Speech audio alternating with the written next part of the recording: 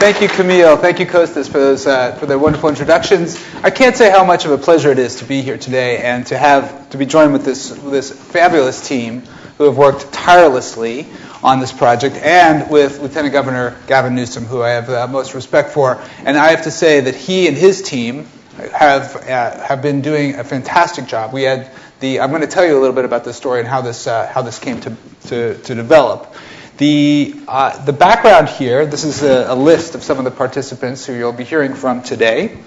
The background is that we formed this Data and Democracy Center about a little over a year ago. We've been looking at a variety of different issues and programs, and as you can see on the far right, there's a long history of concerns about democracy here at Cal. We take great pride in that history. The idea of new media has really changed the landscape in recent years, and I think this says it all. We are in a new era. There is a very rapidly changing environment. It is not business as usual. There is a lot of new technology that's changing behaviors at all levels. So we've been interested in how we can put this power, this force of technology to use to solve practical problems that are facing the world around us. Now, I'll give you an example. I want to tell a very quick story of this that happened about 5 years ago. This is when the Department of Defense was curious about this new thing, this new media, and they were curious, could it solve a real problem?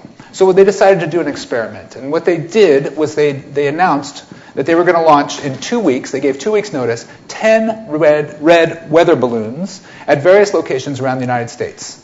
They will all be visible from at least one major freeway, so they weren't going to be remote, but they were going to hide them and disperse them. And the challenge was they were going to offer $50,000 to the first team that could identify the location of these balloons. Now, no one knew how this was going to play out. There was a lot of speculation that maybe 2 or 3, 4, 5 of the balloons would get identified, and it might take a couple of weeks. Well, 8 hours later, all 10 weather balloons were solved. I want to say, I wish it were a team from Cal, but it was a team from MIT who did this. But they did it in a very clever way. They used social media, and they used a recursive incentive structure. So that if you recruited someone who saw one of the balloons, then everyone up the tree gets some of the reward. It was a very clever idea. No one else had done it, and so that allowed them to win very effectively, in a very short order. And it's a tale that I think conveys the value of social media at really being able to find valuable information and very quickly.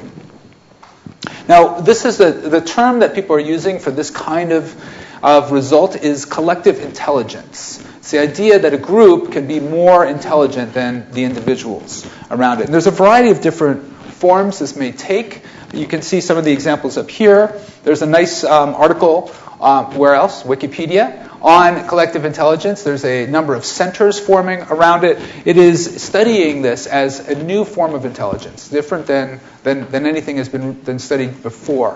One of the ideas is, can this intelligence be used not just to predict the future of prices or markets or of the Academy Awards, but could it be used to, I was supposed to ask everyone to turn off their cell phones, so I'll take this opportunity. Can it be used to enhance government?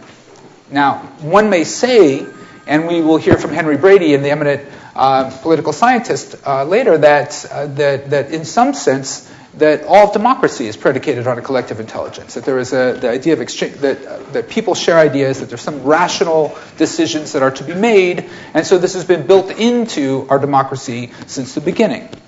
The idea, though, is that many political scientists have studied it, tried to understand how it is getting articulated and changed with new technologies. How can it be evolved and made more effective using the tools that we now have available?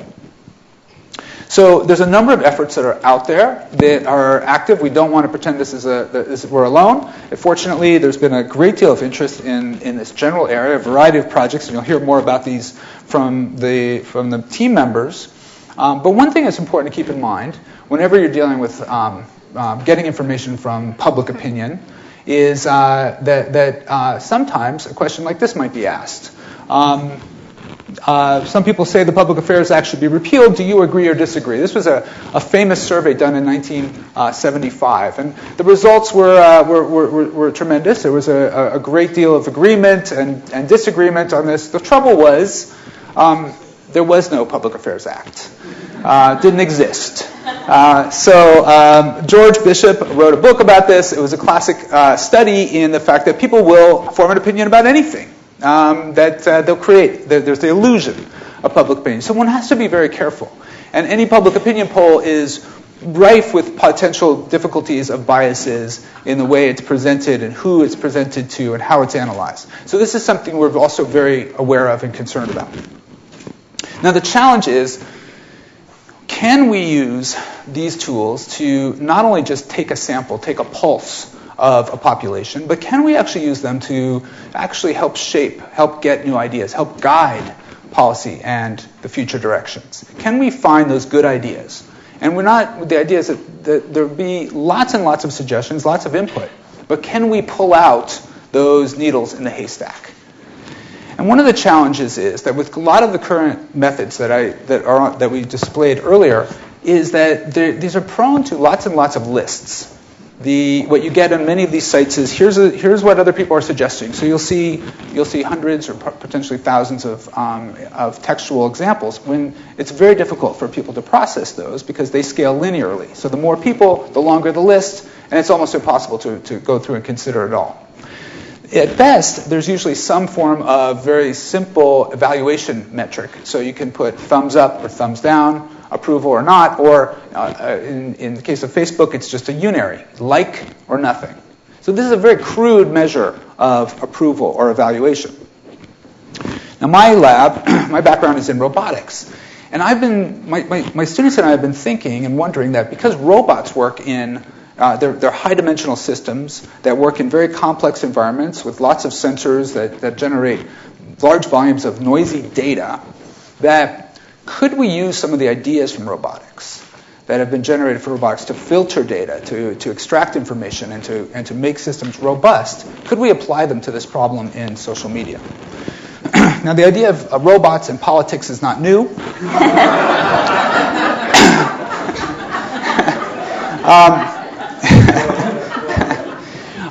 But we developed something that we call opinion space, and this has been a project over the last 5 years that we've been developing here at the university with CITRIS and with the Berkeley Center for New Media. And it's a system, it's an online system that uses ideas from dimensionality reduction to allow people to present ideas, have them displayed on a two-dimensional grid, and then allow people to essentially vote on each other's ideas and see the changes evaluating over time. So this system was online in 2010, and just around the time when Hillary Clinton went to the State Department. And some of her team contacted us and said, we are interested in opening the doors of the State Department to get input from a broader constituency. In other words, could the State Department learn not only from others in the United States, but worldwide? Now, you can imagine that's a pretty daunting proposition to just open the doors. But I have to give credit to Hillary Clinton. She really had the vision she wanted to do this. And so we took our system and we developed a version for the Department of State. And it's been on their website for 3 years now. It's available to anyone in the world. They can come in, they can leave suggestions for foreign policy. And then what happens is they're evaluated in a peer-to-peer manner. So whenever you leave a message, someone else reads that message and evaluates. So and then we use a scoring metric to analyze the results, and then the larger ideas come to the fore. They get highlighted in the system. So we used, this is a nice quote from the Secretary of State, possibly the next president, about this system, and we're very excited about its potential, what it could be used for about gathering ideas. Now, there's also a large body of related work. There's this whole field of collective intelligence is gaining a lot of interest in academia and in research labs. And there's one that was just announced last week that's co-sponsored by Google and the MacArthur Foundation at NYU. This is Beth Novak's GovLab. We're very excited about that and what its potential will be.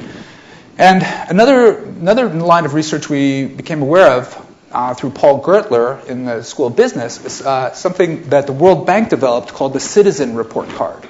And this has actually been around for 20 years. Not really a technology so much as a methodology for getting input from constituents about how their local governments are doing. And it uses the report card metaphor, the idea of letter grades A+ through F. But a key idea of it is that the community is involved in designing and the content of what should be graded and how the whole system should be worked. So there's a number of meetings around it. This has been very successful worldwide in many, many locations. And we started thinking, could we form an electronic version of this? Could we create one of these that would work for the 21st century? And just around this time, Lieutenant Governor's book came out, Citizenville, which I have a copy of here, and I urge you all to get a copy. This is a tremendous book, many copies, and it's a wonderful book because it collects from his own experience how is this landscape changing, and he'll say more about it, but it's the idea that we are living in a different world, that we can be harnessing this technology that's right in our back door here in the Bay Area. And how can it be used, and how has it been used as mayor of San Francisco, the number of programs that have been used that have already been started, and what are the pros and cons, and what are the challenges that lie ahead. And then it was about 6 months ago that Lieutenant Governor Newsom was here for this event, here right on the stage, and I had the privilege of introducing him then. And backstage we had a few minutes to talk, and I mentioned to him this work we were doing, that we were working on extending the opinion space and bringing in the ideas of the report card. And basically we said, what about trying a California report card and making that the pilot, the prototype for such a system, and make it compatible with mobile systems, etc. So it was one of those moments that just, you happen backstage and someone says, let's do this. And I have to say, this is where that really separates the politician that might just sort of say something and then ignore your phone calls afterward from someone like Lieutenant Governor Newsom, who not only said yes, but then followed through, assigned his staff to work with me and our team, and we started working on this immediately afterward. So the idea was to really engage the citizens of, not only the citizens, but all residents of California, and try to get input on what are the important priorities, what are the issues that California cares about and that should be deserve attention. And the result is the California Report Card, the version 1.0. This cartoon kind of tells the idea that you have people who may not be engaged, that may be apathetic. The system is online, so you're just going here on any screen. So it works on Android, it works on iPhones, and almost any browser.